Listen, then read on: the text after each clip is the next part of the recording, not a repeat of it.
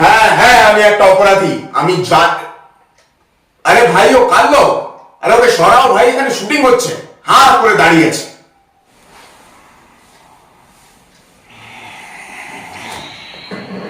হ্যাঁ হ্যাঁ, আমি একটা অপরাধী। আরে ভাই, এই লাইট অফ করো। ধর, পুরো কনসেন্ট্রেশনে চলে যাচ্ছে। Change the light, change the light. He needs concentration. চুল ঠিক করা ছেড়ে দিয়ে অ্যাক্টিং করো, অ্যাক্টিং। হ্যাঁ হ্যাঁ, আমি একটা অপরাধী। আরে এই মাইকটা আমার মুখের ভেতর ঢোকাবে নাকি? এটা শুটিং হচ্ছে না সার্কাস হচ্ছে? Who the hell is laughing here? কে হাসলো? তুই হাসলি? তুই তুই হাসছিলি? হ্যাঁ মানে sorry sir. What the hell sorry? হাসছিলি কেন সেটা বল। মানে স্যার আপনি ওকে এত ভালো করে বুঝিয়ে দিচ্ছেন, আমরা স্যার বুঝতে পারছি, বাট ও। তুই বুঝে গেছিস? সব বুঝে গেছিস? এই ডায়লগটা ক্যামেরার সামনে বলতে পারবি? পারবো স্যার। তুই এত বড় ডায়লগ ক্যামেরার সামনে বলতে পারবি? হ্যাঁ স্যার পারবো, বাট উনি যদি অসন্তুষ্ট হন। তুই বলতে পারবি কিনা সেটা বল। পারবো স্যার। ওকে, আয়।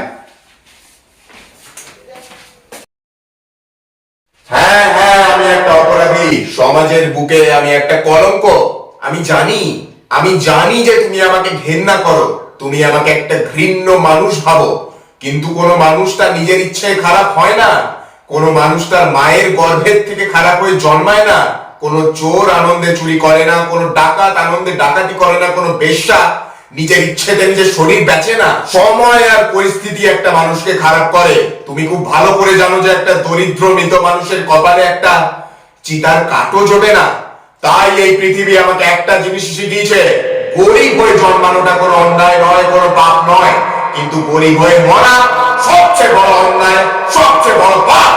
Bravo Bravo, star is born today. একদিন সবাইকে চমকে দেব, কোট প্যান্টাই পরে এসে দাঁড়াবো। হবে কত সুন্দরী নায়িকা আমার, আমি হিরো হব।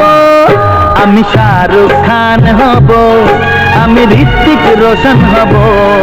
আমি শাহরুখ খান হব, আমি ঋত্বিক রোশন হব।